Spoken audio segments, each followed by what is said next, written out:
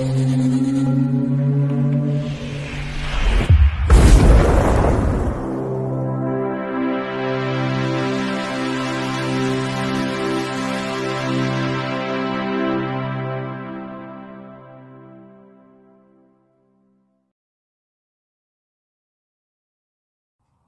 Bayek, it's me Ian, and in today's video we are going to look at this, which is Frankenstein and the Monster from Hell, 1974. I love that title, absolutely love it, but it's kind of sad in a way, this review, because, well, for a couple of reasons really. It's Peter Cushing's last role for Hammer, playing the Baron. And also, it's the last film for Hammer directed by Terence Fisher. This was like a comeback for him, a final comeback. And indeed, you could say for Hammer itself, this is really getting near the end now. But if we're trying to look in a good way, this turns out to be, I think, a very good film in the whole 7 Frankenstein films. I say Peter Cushing had played the Baron 6 times. And we had the horror Frankenstein with Ralph Bates playing the Baron. But this one is, I think, very good. It's a good ending. I think it's a good ending to the series. So we'll look positive. Hey, you've got to be positive about these things. Well, it's 99 minutes long. So it's usual sort of Hammer time, doesn't outstay its welcome, never does. You watch it and you just think, wow, great, fantastic. Rotten Tomatoes surprised me because it's got down 63%. I thought it may be lower because a lot of the critics, you know, were not over the top with it. I think they had, perhaps some of them had improved from the earlier days in their understanding of Hammer. But now we see, as I say, we always say every week, our understanding of Hammer is so much more positive and so much more understanding of where these films lie in the history of filmmaking. And, you know, as a great, wonderful British, yes, I'm there again, British company producing these films. Yeah, British filmmaking. At its best, and that's what it is. Right, it's written by, under the name of John Elder, and really this is Tony Hines again, another stalwart Hammer writer. He's there doing this, and it's produced by Roy Skeggs again, and of course, as I say, directed for the very last time by Terence Fisher, who actually wasn't that well. He struggled a bit. The problem for Terence Fisher was that he'd had 2 bad accidents in his career, and they affected the films that he was able to direct, and he kind of been brought back here, and he wasn't that well, but he still did a brilliant job, and the actors and everybody around have nothing but praise for him, and that's great. I think it's wonderful that the actors and the people around thought so much of him, and it's great because this is a wonderful Terence Fisher farewell. Terence Fisher just always never lets you down, and here he is doing it again. And I think it's interesting, and they say in the documentary, he actually was more appreciated in Europe and the influence he had on the European directors and I think American ones as well than he was in this country. But now, of course, that's changed. But yeah, a lot of other people did appreciate what he did. It's like going back, back to his more gothic roots again. Though this is actually set more in the Regency period, not the Victorian one, which is another change. You see with the costumes and everything. Yeah, but it's got the gothic feel. It's very much there. So if we look at the cast, we've got Peter Cushing. Again, it's said that he wasn't that well on this film. He was still very much recovering, I think, from the loss of his wife. And they said how thin he looked, but he was always the professional and contributed a lot to this film, which is interesting. Then we've got Shane Bryant playing the very important role of the young hero, if you want to call him that, Dr. Simon Helder. Actually, I say that because he's quite ambiguous in many ways as a hero, but there's a lot of ambiguity there, which I quite like. I think that's good. He, of course, had a contract and did 4 films for Hammer. He'd done Demons of the Mind, 1972. He'd done Straight On Till Morning, 1972. And then with this one, he'd also done Captain Kronos, Vampire Hunter, 1974. Incidentally, this was a double bill with Captain Kronos in a lot of these showings. So he's in both. There we are. Also, if you look at his career, he's got a lot of really interesting roles and a lot of TV work, and yeah, this is his beginning of his career, relatively speaking, and I think he really plays this role really well. He's good. He's very good in it. Then I think we've got another brilliant performance. It's Madeline Smith. Madeline Smith, wow, she just always adds so much quality for the role she plays in Hammer. She plays Sarah, and Taste the Blood of Dracula, 1970. The Vampire Lovers, 1970. Those were films she was in. She was also in, I didn't know this, I was looking at Carry On Matron, 1971. Then Theatre of Blood, the Vincent Price classic. And that is an absolutely wonderful film, 1973, Theatre of Blood. And then I noticed also she's been in James Bond, Live and Let Die. Hey, quality again. Hammer was so good at this. And I love her in this role because she plays a character who's been so traumatized she can't speak anymore, but she gives so much empathy in the performance. It's amazing. And of course, just great. What an actress. Then I think we get to the other part of this film that is quite interesting and outstanding, is David Prowse playing the creature.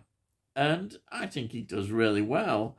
We'd seen him previously in the horror of Frankenstein playing the creature in a different way, different look and what have you. Also in the Vampire Circus, he played the strong man. I just throw this in. I've probably mentioned it before, but is in the third Doctor story, The Time Monster from 1972. John Pertwee, Doctor. He plays a Minotaur in that, yes. But of course, we always have to mention it. He plays Darth Vader in the Star Wars films. I think it's interesting because he meets up with Peter Cushing again as well. So he works with Peter Cushing again. So that's great. And then, of course, you know me, Doctor Who, Patrick Troughton's in this right at the beginning as the body snatcher. He, of course, has links with Hammer. Gorgon, he was in. Scars of Dracula, he had quite a role as Clove. Of course, he's the second Doctor. Yes, the wonderful Patrick Troughton. So he's not a big role, but I thought I'd mention that, you know. And also the other actor amongst those involved, who are all, I think, excellent. There's so many little roles now. It's just I'd like to mention Bernard Lee. He plays Tammet. And of course, Bernard Lee, James Bond connection again. He played M in James Bond films. So fantastic, you know. I just love those little connections. So what is the story about? Well, the story starts with Dr. Helder. He's up to his activities with a body snatcher in getting bodies. He gets found out. He gets arrested, put on trial for, as they call it, sorcery. I like the way they do that. You know, Hammer's always very clever. The sorcery, you know, and the conflict with science and all that. We always get that, and it's great to see, you know, science versus supernatural.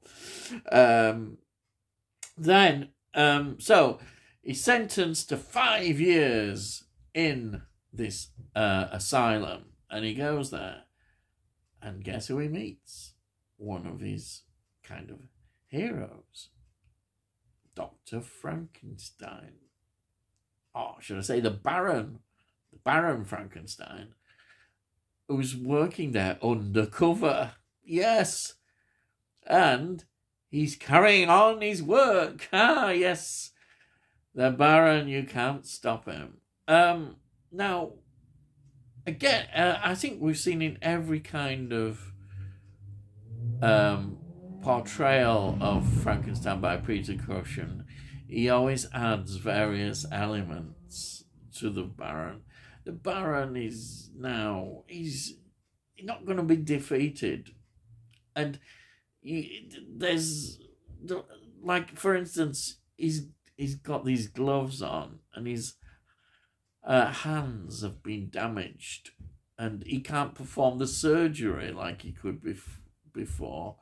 So we have that aspect of the Doctor in him, the Baron, not being able to fulfill all that he wants. And therefore, it's quite fortunate that now he's got a new assistant in Dr. Helder helping him out. So that's another thing. But Cushing's portrayal is still there, this driven man who's not going to give up. No matter what happens, he still believes he's doing something important. He is a creator. That's how he sees that he wants to be, the creator, and pushing those barriers of science forward, the frontiers, anything that gets in the way of scientific progress, and there's a lot. He's not going to be constrained by that. He's going to carry on. And that's what he does. And he also shows his ruthless side as well. He can be very ruthless. But he's ruthless because that is protecting what he believes is the importance of his work. And anything that threatens that, he is willing to protect the way he can perform and the way he does his duties. And that is the strength of Peter Cushing's portrayal of the Baron once again. It's a fantastic portrayal, it really is. The overall tone of this film is interesting because it's the last one.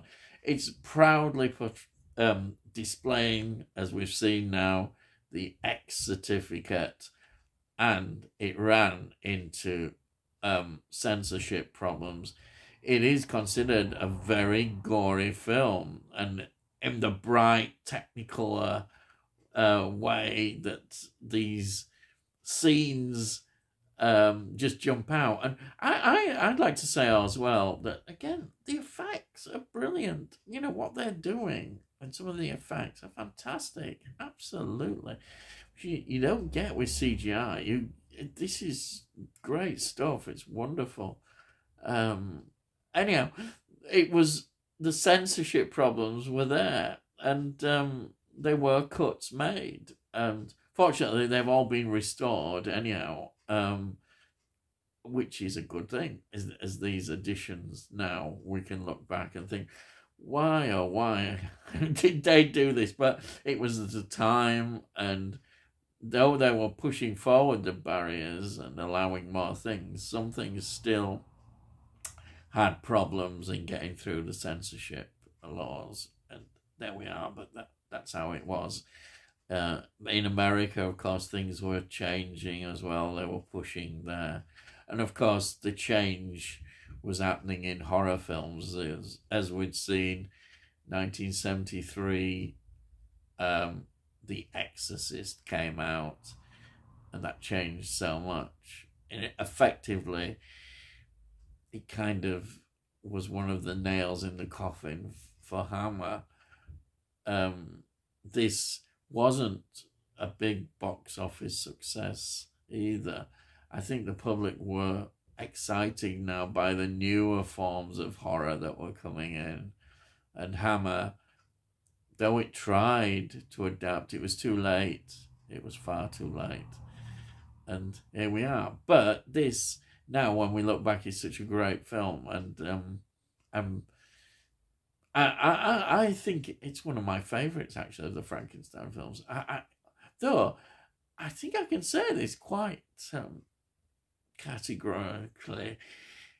I actually like all the Frankenstein Peter Cushing performances, because he adds so much. Even those that are perhaps seen as not as good, I really enjoy. So I think that's all down to Peter Cushing. And when you've got a director like Terence Fisher, you really can't go wrong. Definitely not. So that's it, really. I could go on a bit more about these things, but I think that's it. This was released first in 2014, totally in its restored versions.